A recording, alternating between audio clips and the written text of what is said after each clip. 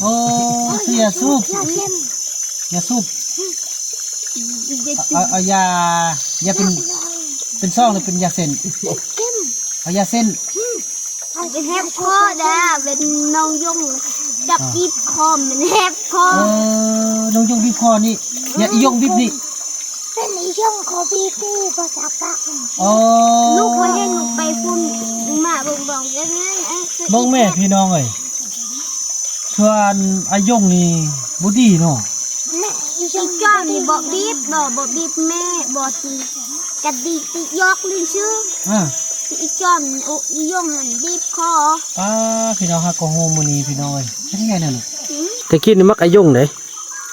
มักอายงตะกี้นะแต่ว่าอายงนี่ลูกสาวมุกเห็นอันตอนอันไปบีบคออันไม่เท่ามีฮะแล้วก็เลยย่านเลยบอก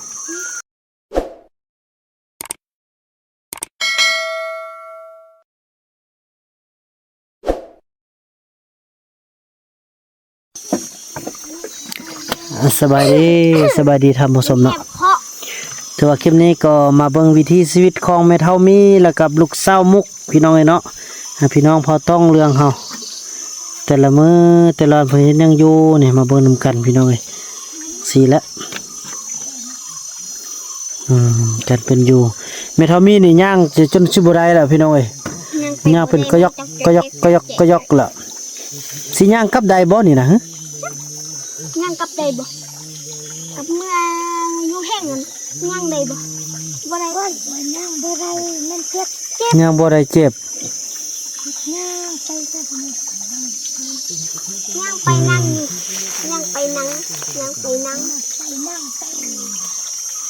เมื่อตัวจริง2-3มื้อก็สิมาเกือเพิ่นเบิ่งเทื่อนึงพี่น้องเอ้ย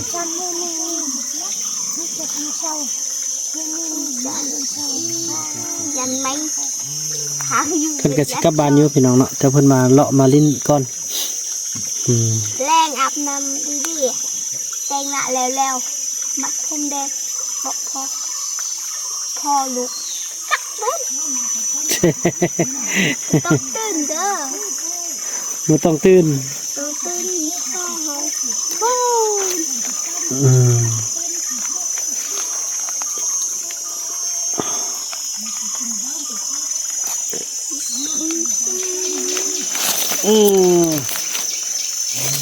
พ่อบ่ได้นอนพักผ่อนจากบ้านเฮ็ดปานนี้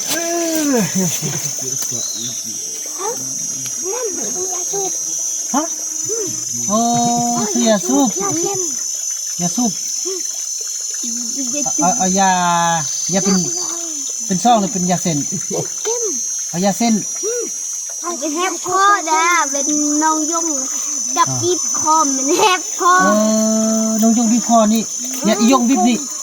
เป็นยงคอบีบนี่ภาษาปากลูกไปให้ลูกไปฟุ้นมาบ่งกันนั่นบ้องแม่พี่น้องเอ้ยชวนอายงนี่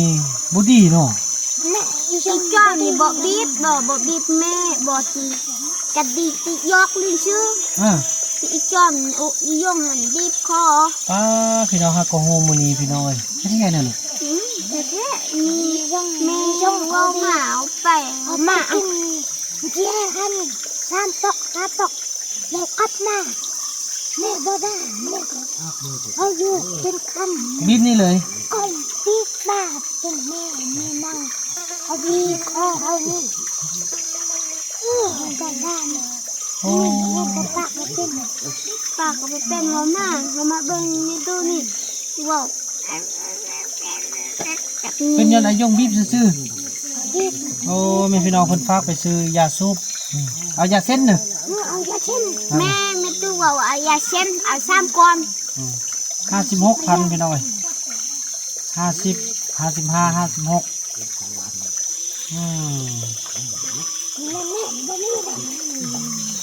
เราจะแต่ยาเส้นเนาะ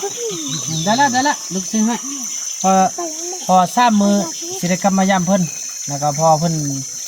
อยากกลับนำก็จะเอากลับนำพี่น้องเนาะ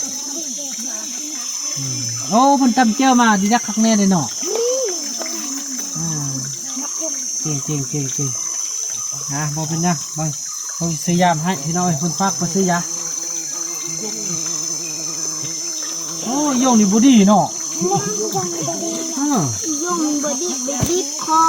แม่ในยาที่คอ เนาะ คือเฮาไปกินเบียร์ซ้ำปอกเขาบ่ได้มาบีบบ่ อืม กินหม้อเขาก็นอนจนช่วยลุกขึ้นต้มเขาคืออีจอมหันใบบีบบ่ เขาเดี๋ยวเสียตัวนี้เช็ดมาเฮาเด้อเพราะว่าเฮามันสัญญาณพอดีพอมีจอมพูดีเสีย อีจอมเลยบ่เริ่มไปที่ดินไปบ่ขึ้น เดี๋ยวกับใจเลย ไปขึ้นไปขึ้น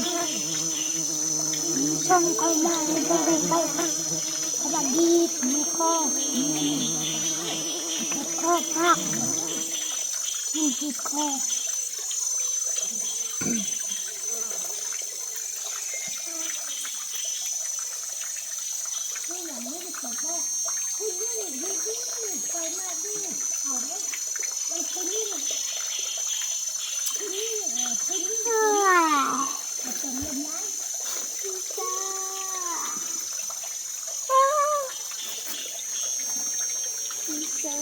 โอ้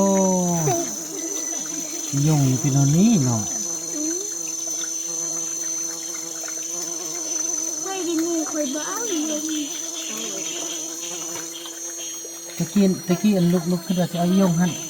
เดี๋ยวนี้บ่เอาเนี่ยมันหายบ่ มันให้บีบคอแม่บีบนี่ค่อยบ้า โอ้ แม่พอบ่เอา พ่อแม่บ่ให้เอาตะกี้อันคิดว่าตอนบ่บีบคอแม่เท่ามีแท้คิดว่าจะเอาอยู่บ่ พอแม่ว่าซื้อเอาอันนี้บีบคอแม่ค่อยบ้า โอ้ พอแม่บ่เอา พ่อแม่บ่ให้เอาพี่น้องพอไอ้ยงเราโอ้เบื้องล่างเป็นอันนี้เด้พี่น้องอันตรายได้บ่ยงขี้หายพี่น้องเจ้าโหเจ้ามุกเจ้าโมโหเจ้าโก้นะขนาดแม่ย่าที่ก็บีบจนปักบ่ได้เลยพี่น้อง ปักบ่ได้ สาเหตุที่ว่าแม่เท่ามีปักบ่ได้ยันหาก็ฮู้มานี่พี่น้องไอ้ยงเป็นคนบีบเองโอ้บ่ได้เรื่องเนาะบ่ได้ ย่องบีบพ่อเฮานี่ไปปักก็บ่มาเบิ่งเอาที่ก้อนก็ปักเป็น อืม ลูกนี่ปักลูกยงบีบคอเฮาแทบคอ อืมโอ้บ่ดีไอ้ยงโอ้ บีบคอคืออีคุณนั่นแหละ เออจะให้คืออีคุณเนาะ ติดนำอีคุณเฮ้ย อืม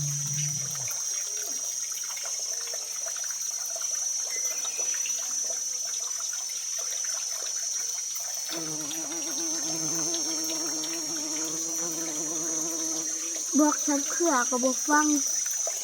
ว่าลูกมุกนี่เฮ็ดได้หึคันว่าฮอดใหญ่มาแล้วอยู่บ้านจะมีความเป็นตาเอาเป็นผัวบ่มีแล้วเนาะอีว่าแต่ก็บ่มักแล้วลูกบ่มักบ่นี่เองลูกก็บ่มัก มันเหี่ยว เหี่ยว มันเหี่ยวเป็นสีส้ม โอ้เบิ่งพี่น้องลองถามเบิ่งแล้วอันอีวัดเป็นหยังลูกจึงบ่มัก มันบ่มักแม่เขาพ่อเขาแม่บอกให้เอาวันคิดไปร้าน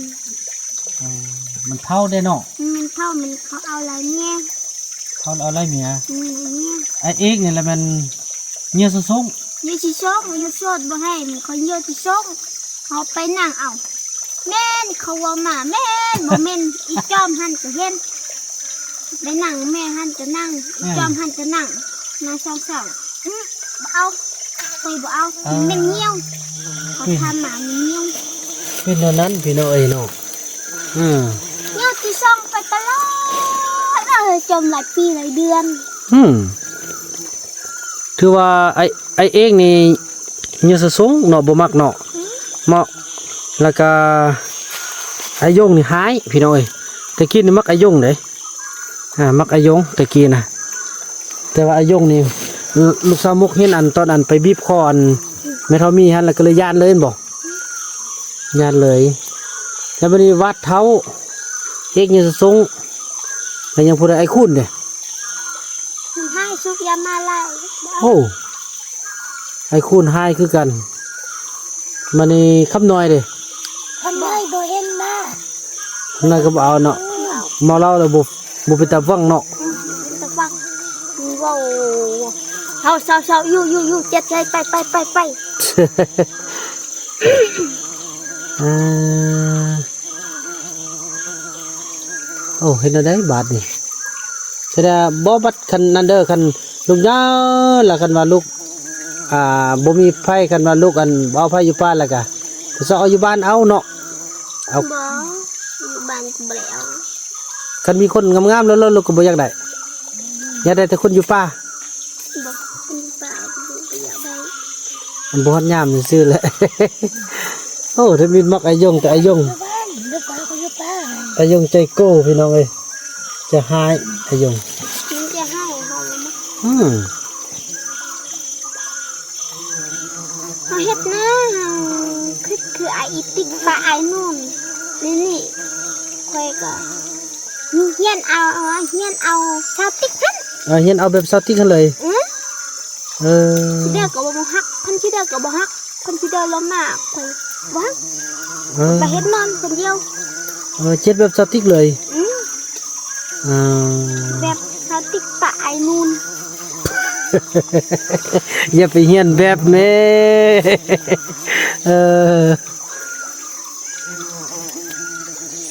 แต่เวรแต่กรรมมาแล้ว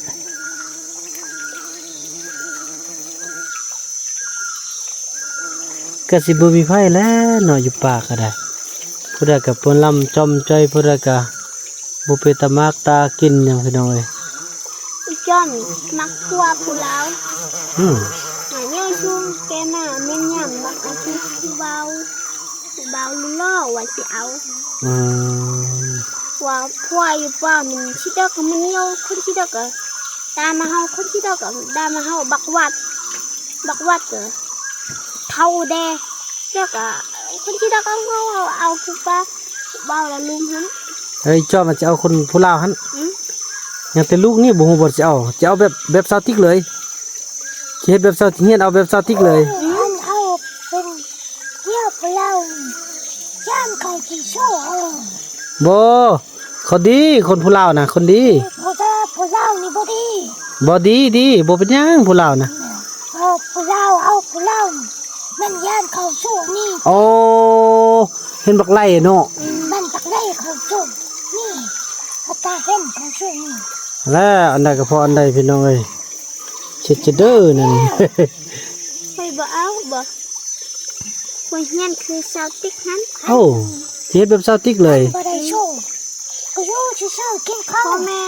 ม่ว่าก็บ่ฟังหัดกิน อ่า ก็ไปช่วย สิเฮียน ไปลูกเรือมา สิเฮ็ดแบบซาวติกกันเลย โอ้ แล้วก็บ่มีหัดกินก็ไปช่วยทั้งเครือ6เครือเป็ดแล้วก็มากิน อืมสติกก็บ่อันนั้นเลยพาเลยเนี่ย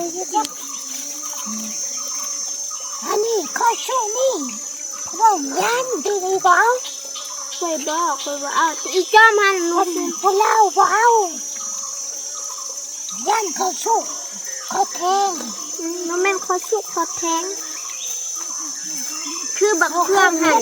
ลงมาห้องขึ้นเงียบขึ้นนะนี่เงียบรีบไปเลย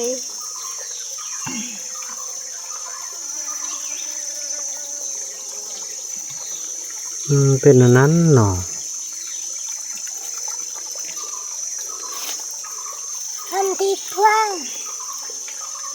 นั่นเอาได้อันยังมีลูกเอาได้อันนี้น้องของพี่เป็นลูกก็เอาเป็นย่องไปรี เป็นคืออีเฟื่องไรเนาะมันดี เอาพวนไปยึดเต็งตีนเพื่อนเอาบักเลยบักเลยแทง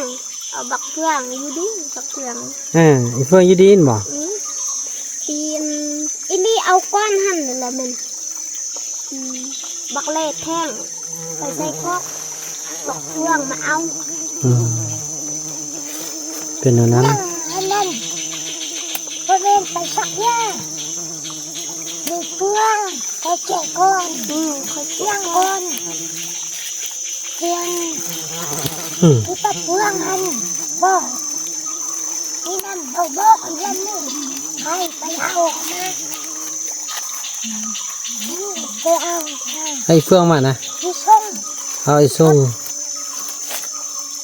กับเพื่อน ที่ช่องมาอยู่นะแม่ เนี่ยนั้นเนาะ อยู่นักเรียนเข้าเยอะอันนี้ทีเดียวแล้วเป็นเรื่องอีโบ พี่บุ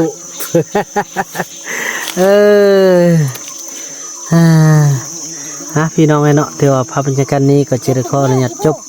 กันสำนี้ก่อนพี่น้องเนาะว่ากันในคลิปต่อไปเนาะคลิปนี้บ่าวนำขอเข้าคำว่าสบายดี